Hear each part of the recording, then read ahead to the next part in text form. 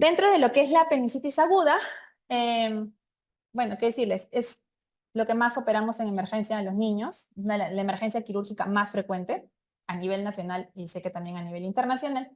Tiene un pico de incidencia en estas edades, de 11 a 12 años, y hablamos de los riesgos de perforación en los pacientes pediátricos, ¿no? Tiene una relación inversa con la edad. Quiere decir que los niños que son más chiquititos tienen un riesgo de perforación mayor que aquellos niños que son mayores, ¿sí? Esto está en relación a las características anatómicas del paciente, de su apéndice, que en la característica neonatal es diferente a las siguientes etapas, ¿no? Que genera de que haya un mayor riesgo de que su apéndice se perfore cuando se inflama. Conocemos que hay diferentes etiologías, ¿sí? Pero en la cabeza tenemos a estas dos, la hiperplasia linfoide y la presencia de fecalito, ¿sí?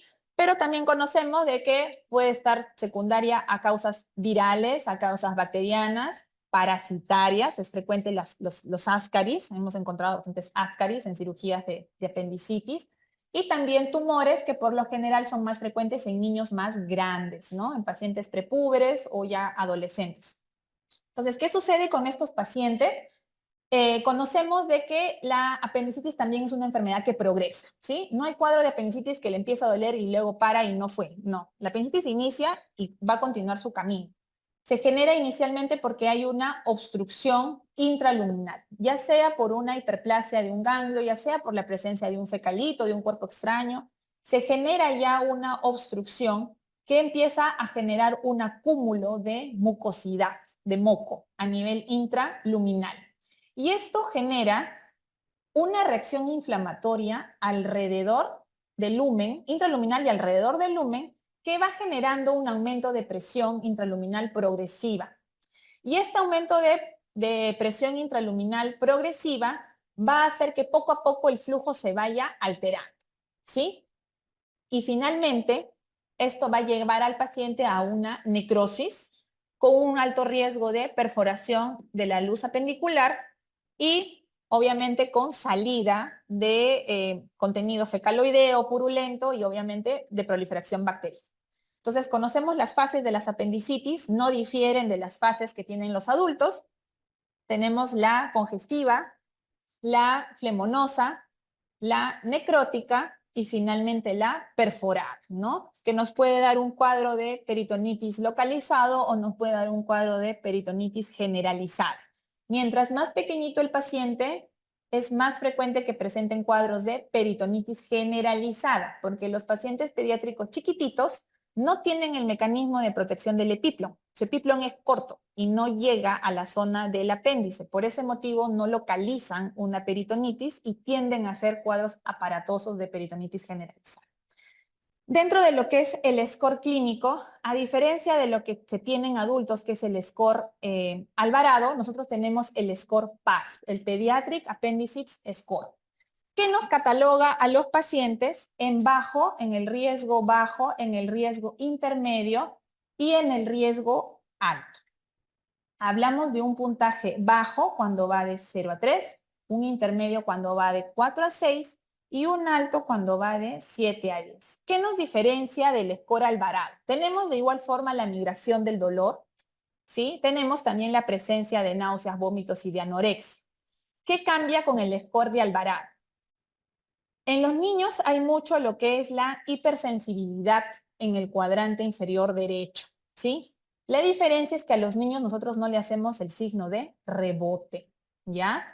¿Por qué motivo? Para empezar, que los niños son mucho más complicados de examinar y que cualquier acercamiento con el niño ya le genera un llanto y una contractura de la musculatura abdominal.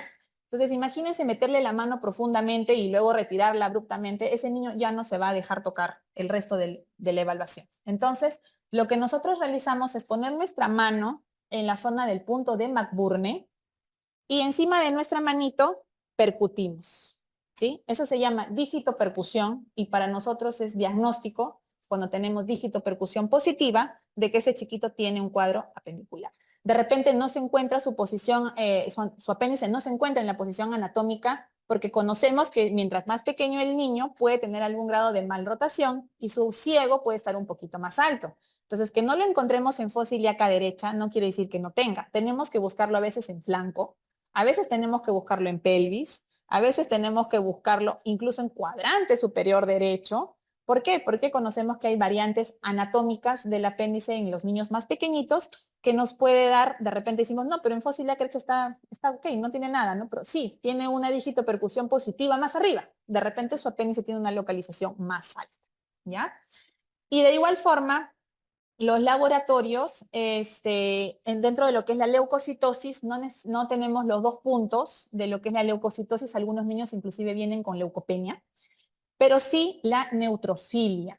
Una neutrofilia en un niño es bastante sugestiva de que algo está pasando, un cuadro infeccioso está sucediendo y si sospechamos de una apendicitis, con mayor razón. Podemos tener un recuento leucocitario normal, pero si el paciente tiene neutrofilia, eso nos hace considerar que de repente sí pueda estar iniciando un cuadro de apendicitis. Dentro de lo que es el diagnóstico, conocemos que el diagnóstico es clínico, pero pueden haber dudas diagnósticas con estos pacientes, sobre todo cuando hay presentaciones atípicas del cuadro. Y en estos pacientes, pues iniciamos siempre con lo menos invasivo, pedimos el apoyo ecográfico, ¿no? A veces sucede que la ecografía puede ser negativa porque sabemos que depende del observador, ¿no? No muchas veces logran ver el apéndice y a veces no ven cambios indirectos como cambio en la grasa mesentérica o el McBurney ecográfico y demás. Entonces, si a pesar de que tenemos una ecografía negativa, la clínica nos parece muy sugestiva de un cuadro apendicular, solicitamos la tomografía, que es lo que nos considerado el gol estándar actualmente para el diagnóstico de apendicitis. Y dentro de lo que son los tratamientos, en el caso de las no complicadas, es decir, de los primeros 2 estadios, nosotros indicamos antibiótico profilaxis, quiere decir antes de la cirugía, y obviamente esos pacientes van a una cirugía, ya sea laparoscópica o abierta, y en el caso complicado, estos pacientes ya no tienen antibiótico profilaxis, sino antibiótico como tratamiento. Y de igual forma van a la cirugía.